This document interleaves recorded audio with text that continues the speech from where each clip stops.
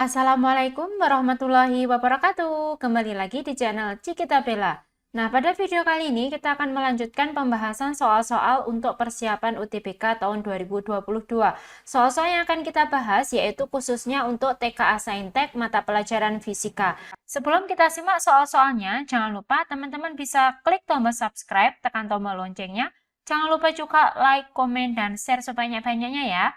Oke, langsung saja kita mulai soal yang pertama.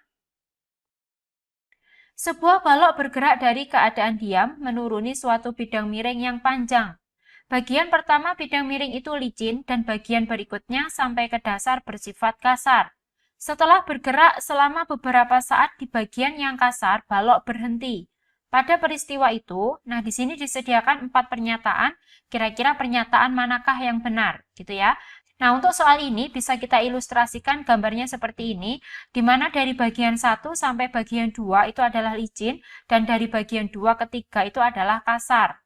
Nah, balok tadi dari keadaan diam, kemudian bergerak, artinya di sini balok melakukan usaha karena berubah posisinya. Saat melewati bidang licin, gaya yang bekerja pada benda adalah gaya gravitasi atau gaya beratnya saja, karena gaya gravitasi merupakan gaya konservatif, berlaku hukum kekekalan energi, di mana EM2 sama dengan EM1 atau energi mekanik di posisi 2 sama dengan energi mekanik di posisi 1. Energi mekanik yaitu ada EP ditambah dengan EK. Berarti di sini ada EP2 ditambah EK2 sama dengan EP1 ditambah EK1. Nah, sekarang kita masukkan nilainya. EP2-nya kita anggap tetap aja EP2 ditambah EK2 sama dengan EP1 ditambah. Nah, EK1 itu kan baloknya masih berada di puncak, yaitu tepat akan bergerak, di mana balok ini tidak dilempar, melainkan dia dibiarkan jatuh sendiri, berarti tidak memiliki kecepatan awal, berarti EK1-nya sama dengan 0. Nah, dari sini diperoleh persamaan EK2 itu sama dengan EP1 dikurangi dengan EP2. Usaha oleh gaya gravitasi adalah sebesar perubahan energi potensialnya, di mana W gravitasi itu sama dengan min delta EP. Berarti di sini sama dengan min mg dikali H 3 dikurangi H1. Karena kan posisi akhirnya di 3, posisi awalnya di 1. Sama dengan min mg, di mana H3 itu sudah mencapai dasar, berarti nilainya 0. Berarti 0 dikurangi H1, yaitu min H1. Maka diperoleh nilai WG atau usaha oleh gaya gravitasi itu sama dengan mgh1. Nah, berarti usaha oleh gaya gravitasi sama dengan minus perubahan energi potensial balok. Berarti yang pernyataan kedua ini adalah benar.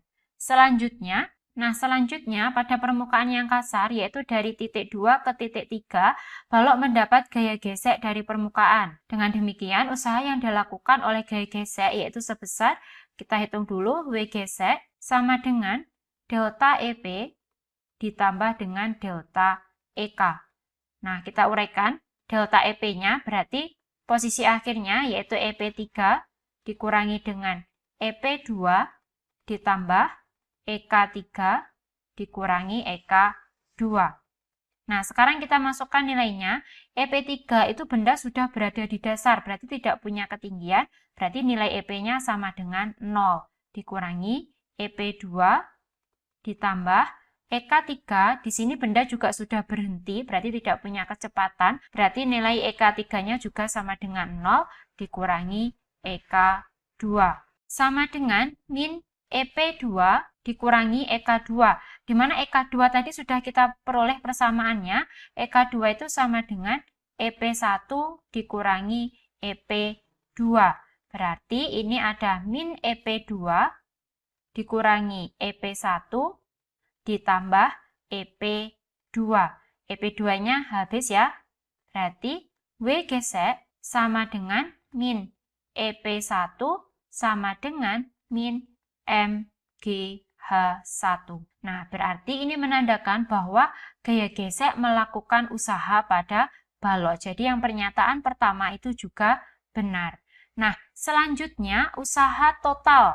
Usaha total yang dilakukan misalkan W tot itu sama dengan usaha yang dilakukan oleh gaya gravitasi ditambah usaha yang dilakukan oleh gaya gesek. Kita masukkan nilainya, WG tadi yaitu MGH1 ditambah usaha yang dilakukan oleh gaya gesek atau W gesek yaitu min MGH1. Berarti di sini usaha totalnya sama dengan 0. Berarti yang poin 4 itu juga benar. Nah, sekarang untuk ngecek poin ketiga di mana energi mekanik di setiap titik itu sebesar, misalkan di EM1 itu sama dengan EP1 saja, karena EK-nya itu sama dengan 0, bendanya kan belum bergerak, berarti tidak punya kecepatan, nilai EK-nya sama dengan 0. Sedangkan pada titik kedua atau EM2, di sini ada EP, yaitu ada EP2, juga ada EK2, karena bendanya memiliki kecepatan. Nah, selanjutnya yang posisi ketiga, di sini benda sudah di dasar tanah, berarti tidak punya ketinggian, nilai EP-nya 0. Benda juga sudah diam, berarti tidak punya kecepatan, nilai EK-nya sama dengan 0. Berarti di sini nilai mekanik balok itu semakin berkurang. Jadi jawaban yang ketiga atau poin ketiga juga benar. Jadi pernyataan 1, 2, 3, dan 4 adalah benar semua. Oke, kita lanjut soal nomor 2. Sebuah balon yang awalnya berisi 1 liter ditambahkan gas yang sama sehingga volumenya menjadi 1,2 liter. Oke, kita tuliskan dulu yang diketahui. Misalkan V1 sama dengan 1 liter, V2-nya sama dengan 1,2 liter. Dan massa gas di dalam balon menjadi 1,5 kalinya. Misalkan M1 itu sama dengan M, M2-nya berarti 1,5 M. Nah, jika suhu tetap, berarti di sini T-nya tetap, rasio pertambahan tekanan terhadap tekanan awal adalah, berarti di sini delta P per P1. Delta P itu perubahan tekanan atau pertambahan tekanan, dan P1 itu adalah tekanan awalnya. Berdasarkan persamaan umum gas ideal, di mana P kali V itu sama dengan nRT. Bisa kita uraikan, P kali V, N itu jumlah mol. Jumlah mol bisa kita hitung dari massa dibagi molekul relatif atau M per Mr dikali R dikali T. Nah, karena gas yang dimasukkan pada balon itu adalah sama, maka nilai Mr-nya sama. Di mana R itu adalah konstanta, berarti juga sama. Nah, T itu adalah suhu. Pada soal tadi, diketahui bahwa suhunya tetap. Jadi di sini nilai Mr, R, dan T itu adalah tetap, sehingga P kali V itu sebanding dengan M, atau kalau kita tuliskan P kali V sama dengan M, sehingga kalau mau mencari P itu sama dengan M per V. Nah, sekarang kita hitung perbandingannya, di mana delta P per P1 sama dengan P2 min P1 per P1. P2 itu adalah tekanan akhir, P1 itu tekanan awal, gitu ya. Nah, P tadi persamaannya yaitu M per V, berarti di sini ada M2 per V2 dikurangi M1 per V1 per M1 per V1. Kita masukkan nilainya, M2-nya tadi yaitu 1,5 M per V2-nya 1,2 liter dikurangi M1-nya tadi M per V1-nya 1 per M1-nya M per 1. 1,5 dibagi 1,2 itu sama dengan 1,25, berarti 1,25 M dikurangi M per M, gitu ya. Sama dengan 1,25 M dikurangi M itu tinggal 0,25 M per M. M-nya kita coret, berarti perbandingannya 0,25. Jadi jawaban yang benar adalah yang A. Oke, kita lanjut soal nomor 3. Oke, pada soal nomor 3, di sini disediakan grafik antara volume dan tekanan, di mana pada proses siklus A, B, C, A, suatu gas ideal monoatomik sebanyak N mol mengalami proses termodinamika seperti ditunjukkan pada gambar. Proses AB adalah proses isotermik. Jika T adalah suhu gas ketika dalam keadaan A, dan konstanta gas umum sama dengan R, kerja yang dilakukan pada gas pada proses CA adalah, Nah, berarti di sini jangan kebalik ya. CA atau AC itu berbeda, karena ini berkaitan dengan siklus, karena dia yang di soal tadi adalah CA, berarti di sini dari C ke A panahnya ke kiri. Yang ditanyakan berapakah kerja? Kerja itu sama dengan usaha atau W, di mana persamaannya W itu sama dengan P dikali delta V, tekanan dikali perubahan volume, sama dengan P dikali delta V-nya itu berarti volume akhir dikurangi volume awal. Volume akhirnya itu V1 dikurangi volume awalnya itu V2. Nah, ketika teman-teman lihat di mana nilai V1 itu lebih kecil daripada nilai V2. Jika V1 dikurangi V2, maka hasilnya negatif. Berarti kalau dituliskan seperti ini, min P dikali V1 min V2. Atau bisa kita kalikan minnya, berarti P dikali V2 min V1. Di mana di sini P-nya yaitu P2. Nah, perlu teman-teman ingat bahwa P kali V itu sama dengan nRT.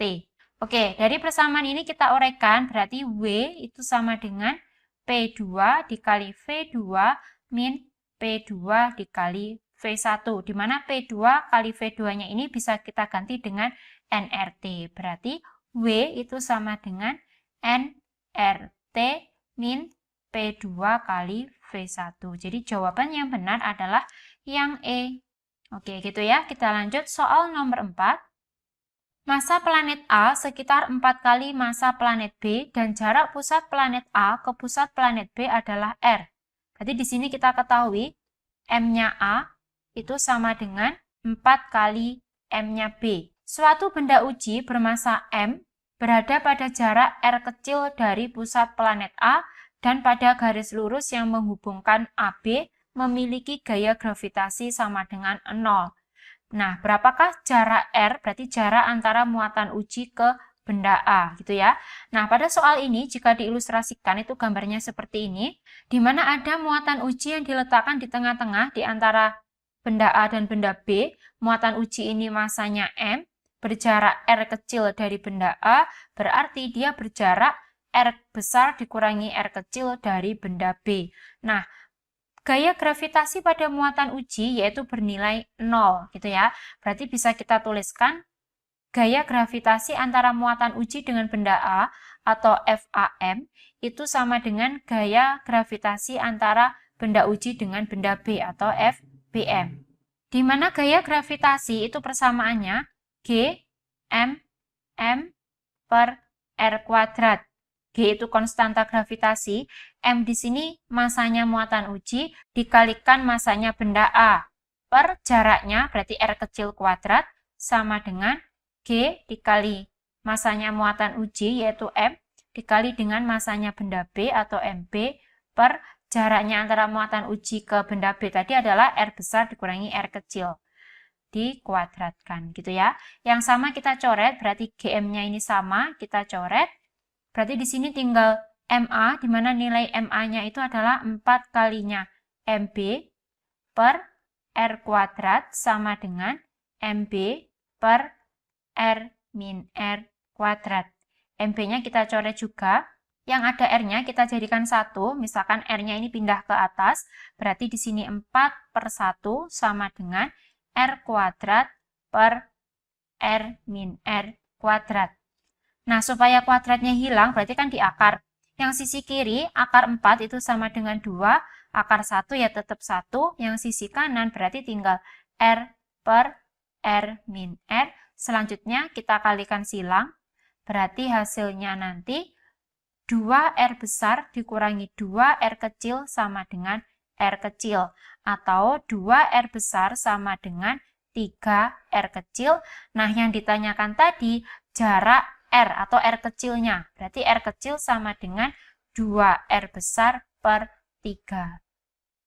Jadi jawaban yang benar adalah yang C. Kita lanjut soal nomor 5, soal yang terakhir. Sebuah asteroid mengelilingi matahari dengan lintasan berbentuk elips dengan jarak aphelion 4 kali jarak perihelionnya. Berdasarkan fakta tersebut dapat disimpulkan bahwa Kelajuan asteroid itu di perihelion adalah 4 kali kelajuannya di aphelion. Kesimpulan tersebut adalah berdasarkan pada apakah yang A. Hukum Cavendish, yang B. Hukum Kepler pertama, C. Hukum Kepler kedua, D. Hukum Kepler ketiga, atau yang E. Hukum Newton ketiga. Oke, kita bahas satu persatu mengenai kelima hukum ini. Yang pertama, hukum Cavendish itu adalah hukum yang mendukung dengan hukum gravitasi Newton. Berarti tidak membahas mengenai edaran dari planet atau asteroid gitu ya. Berarti yang A ini salah nanti. Yang B yaitu hukum Kepler pertama menyatakan bahwa lintasan setiap planet ketika mengelilingi matahari itu berbentuk elips di mana matahari terletak pada salah satu fokusnya. Berarti yang B ini juga bukan karena dia tidak menjelaskan mengenai kecepatan pada aphelion dan perihelion. Yang C, hukum Kepler kedua, yaitu menyatakan bahwa setiap planet bergerak sedemikian sehingga suatu garis khayal yang ditarik dari matahari ke planet tersebut mencakup daerah dengan luas yang sama. Nah, ini nanti juga berkaitan dengan kecepatan di aphelion dan juga perihelion. Berarti ini sesuai dengan soal. Berarti untuk yang nomor 5, jawaban yang benar adalah yang C. Oke, kita lanjut dulu. Hukum Kepler ketiga menyatakan bahwa kuadrat periode suatu planet sebanding dengan pangkat 3 jarak rata-ratanya. Tidak ada hubungannya dengan kecepatan ya ini. Sedangkan hukum Newton ketiga itu adalah menyatakan setiap aksi akan menimbulkan reaksi. Jika suatu benda memberikan gaya pada benda lain, maka benda yang terkena gaya itu akan memberikan gaya balik yang besarnya sama dengan gaya yang diterimanya, tetapi arahnya berlawanan. Jadi soal nomor 5 ini yang benar adalah yang C, hukum Kepler kedua. Nah, demikianlah tadi pembahasan soal-soal saintek fisika, di mana soal-soal ini nanti akan diupload di Instagramnya Belajar Bareng. Jangan lupa teman-teman untuk follow Instagramnya @belajarbareng, gitu ya. Jika teman-teman memiliki soal-soal yang ingin dibahas pada channel ini, teman-teman juga bisa mengirimkan soal-soalnya melalui DM di @belajarbareng. Nah, demikian videonya. Semoga bermanfaat. Semoga kalian semua lulus UTBK tahun 2022. Sekian, wassalamualaikum warahmatullahi wabarakatuh.